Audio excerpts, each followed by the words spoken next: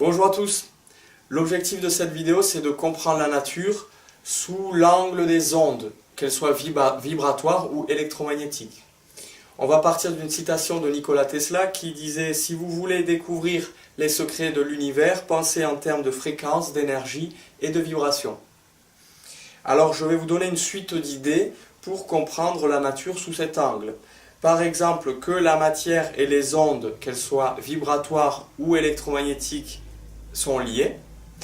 La matière et le vivant est en fait électromagnétique.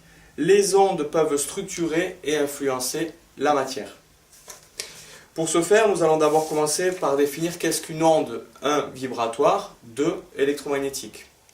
Une onde vibratoire, c'est en fait, par exemple, comme le son, une perturbation mécanique qui se propage dans un milieu matériel.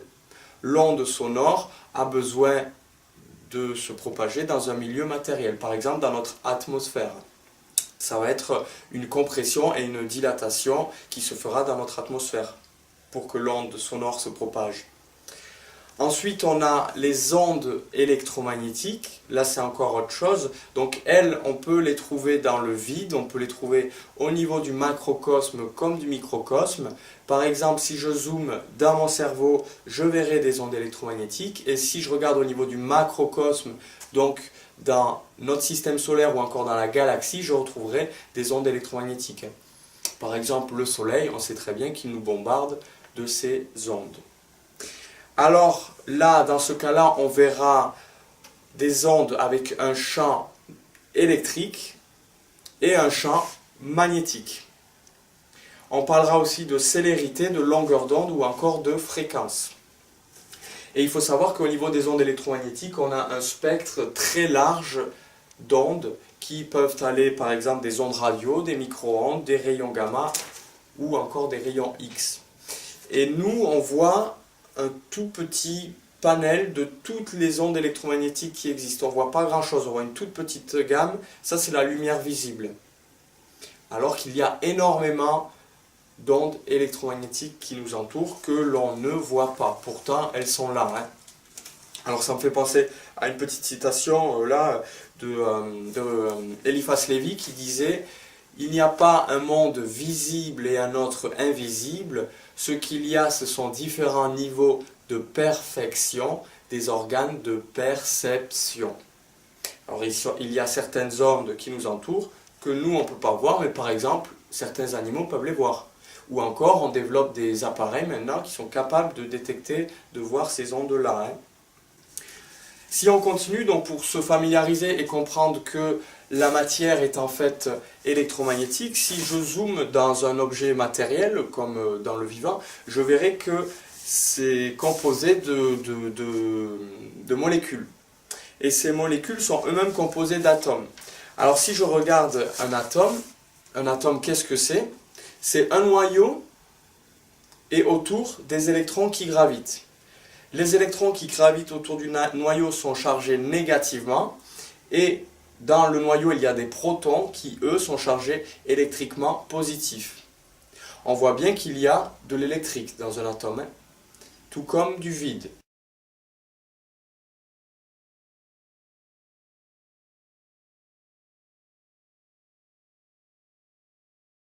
Et ça, c'est des choses qu'on a compris. Il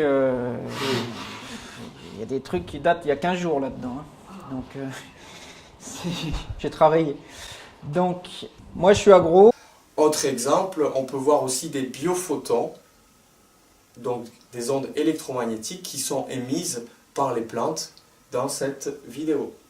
Okay, so we can look now at the results from our measurements of the healthy and the diseased leaves. And in fact, what is important is that the healthy product is the highest curve of these. And it is important to see that this production of photons is slowly decreasing. Here it goes a little bit more rapid. On peut voir que les ondes, cette fois-ci vibratoires, peuvent influencer la matière. Comme par exemple avec cette expérience, où on a mis 4 speakers qui envoient des ondes vibratoires, et au milieu on va y mettre de la matière et elle va rentrer en lévitation. On va même voir apparaître une forme géométrique.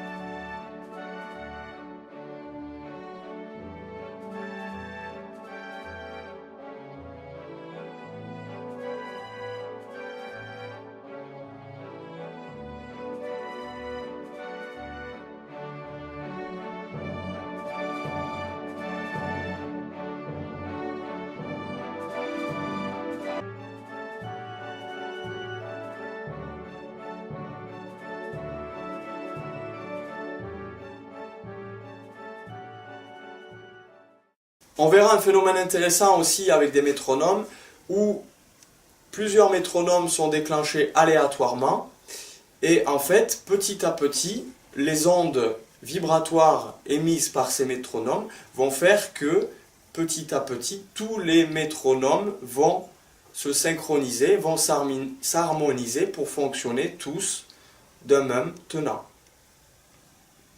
Aussi, on a les fameuses expériences de Schladming où cette fois-ci, encore des ondes vibratoires sont émises et on envoie ces ondes sur une plaque et on dispose sur cette plaque du sable ou du sel et on va voir des formes géométriques apparaître. Et ce qui est marrant, c'est que plus la fréquence sera élevée et plus la forme géométrique sera complexe.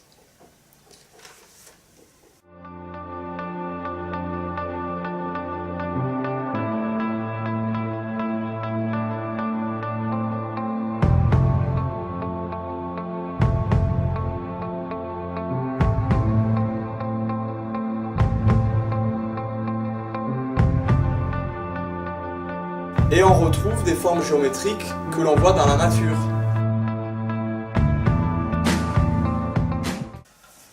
Ceci nous renvoie donc par la suite à la géométrie dans la nature, tout ce qui touche au nombre d'or ou encore la suite de Fibonacci. Et on peut comprendre que dans la nature, il y a des mathématiques et il y a des suites logiques de nombres et une structure, on pourrait dire une structure universelle. Ce que nous renvoie cette fameuse suite de Fibonacci et le nombre d'or. Alors on peut le voir dans de nombreuses photos, dans des fleurs, dans la pomme de pin, dans un grand nombre de formes dans la nature, dans les coquillages, dans les cristaux, dans la forme des oreilles. Je vais vous mettre plusieurs photos ici. On a une vidéo où Ernst Zürcher en parle très bien. On est sous un pin sylvestre, le sol est jonché de cônes, de pommes de pin. Et en fait, on a le secret du monde dans chacune de ces pommes de pin. Ces cônes ne sont pas du tout au hasard dans leur structure d'agencement, d'aménagement des écailles. Vous avez, vu de dessous, une série de spirales orientées vers la gauche et une série de spirales orientées vers la droite. Et si on compte exactement le nombre de spirales dans un sens ou dans l'autre, on va toujours tomber sur les mêmes chiffres. Ce sera 13 dans un sens et 8 dans l'autre, par exemple. Et ces chiffres appartiennent à une série célèbre des mathématiques, c'est la série de Fibonacci.